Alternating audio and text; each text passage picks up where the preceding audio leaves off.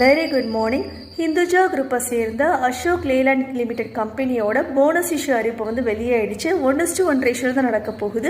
Record date வந்து இன்னும் அதிகாரப்பூர்வமாக அறிவிக்கப்படலை. நீங்கள் ரெக்கார்ட் டேட்டுக்கு முன்னாடியே வந்து ஷேர்ஸை வாங்கி ஹோல்ட் பண்ணிக்கிட்டீங்கன்னா இந்த போனஸ் இஷ்யூவில் உங்களால் கலந்துக்க முடியும். இன்கேஸ் உங்ககிட்ட இப்போதைக்கு காசு இல்லை, கொஞ்சம் லேட்டராக பார்த்துக்கலாம்னு நினச்சிங்கன்னா கண்டிப்பாக நீங்கள் வந்து லேட்டராக வாங்குறதுக்கு தகுதியான ஷேர்ஸ் தான். ஏன் அப்படின்னா நான் ஆல்ரெடி சொன்ன மாதிரி தான் ஸ்டாக் ஸ்ப்ளிட் போனஸ் இஷ்யூ நடந்ததுக்கப்புறமா இப்போ இருக்க வேல்யூவை கட்டி 50% ட்ராப் ஆகும். அப்போ நீங்கள் ஈஸியாக வந்து உங்களுக்கு தேவைப்பட்ட நம்பர் ஆஃப் ஷேர்ஸ் வந்து வாங்கி உங்கள் அக்கௌண்ட்டை ஹோல்ட் பண்ணிக்கலாம். பட் நீங்கள் இப்போ கேட்கலாம், இந்த ஷேர்ஸ்லாம் நம்ம வாங்கலாமா, ஃபியூச்சரில் இந்த கம்பெனி வந்து ப்ராமிசிங்காக இருக்கும்னா எஸ் அஃப்கோர்ஸ் இருக்கும். நான் அதுக்கு வந்து சில கிளிப்ஸ் வந்து ஆட் பண்ணுறேன். நீங்கள் அதை பார்த்ததுக்கப்புறமா இந்த கம்பெனி வந்து உங்கள் போர்ட்ஃபோலியோவில் இருக்கட்டுமா இல்லையா நீங்கள் முடிவு பண்ணுங்கள். அசோக் லேலண்ட் லிமிடெடோட குவார்டர்லி ரிசல்ட்ஸை பார்த்துருவோம். சேல்ஸ் பாருங்க 8.52% வரைக்கும் இயர் டு இயர் சேஞ்ச் நடந்திருக்கு. ஆப்ரேட்டிங் ப்ராஃபிட் வந்து 16.5% மேலே அச்சீவ் பண்ணியிருக்காங்க. நெட் ப்ராஃபிட் மட்டுமே 32.42 வரைக்கும் ரைஸ் ஆயிருக்கு. அவங்களோட ஷேர் ஹோல்டிங் பேட்டர்னை பார்த்துருவோம். ப்ரொமோட்டர்ஸ் வந்து 51.52% மேலே இருக்கிறாங்க. பிளேஷ் வந்து 41% கிட்ட பண்ணியிருக்காங்க.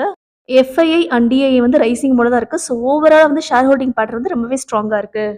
லொகேஷன் வைஸ் பிரேக்கப் பார்த்துருவோம். இந்தியாவில் மட்டுமே அவங்களோட ஆப்ரேஷன்ஸ் வந்து 91.82% வரைக்கும் ரன் ஆகிட்டு இருக்கு. ரெஸ்ட் ஆஃப் த வேர்ல்டு வந்து 8.18% வரைக்கும் போயிட்டு இருக்கு.